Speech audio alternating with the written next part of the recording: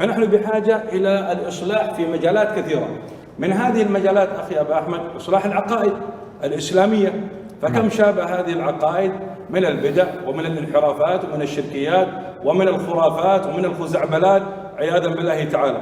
فنبدأ من إصلاح القلوب. لهذا قال عليه الصلاة والسلام كما في البخاري: ألا إن في الجسد مضغة إذا صلحت صلح سائر الجسد وإذا فسدت فسد سائر الجسد.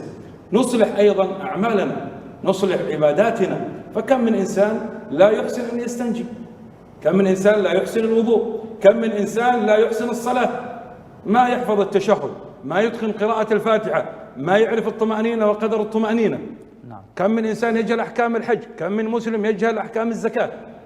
نصلح هذه الأوضاع. كذلك في باب الولايات، حتى في ولاية اليتيم الذي مات أبوه وهو صغير، قال الله جل وعلا: ويسألونك عن اليتامى قل إصلاح لهم خير وإن تخالطوهم فإخوانكم والله يعلم المفسد من المصلح. كان الصحابة يتحرجون في مال اليتيم. كثير من الناس عندما يموت والد هؤلاء الصغار يتحرج في الأكل من ماله، فكان الصحابة يتحرزون أن يخلطوا مال اليتامى بأموالهم فيأكلون منها. فقال الله جل وعلا: ويسألونك عن اليتامى قل إصلاح لهم خير وإن تخالطوهم في أطعمتهم وأموالهم وإن تخالطوهم فإخوانكم والله يعلم المفسد من المصلح. الله يعلم من يريد أن يتحايل على أموال هؤلاء اليتامى. أيضا من مجالات الإصلاح أن نصلح بين الزوجين، وإن خفتم شقاق بينهما فابعثوا حكما من أهلي وحكما من أهلها إن يريد إصلاحا يوفق الله بينهما.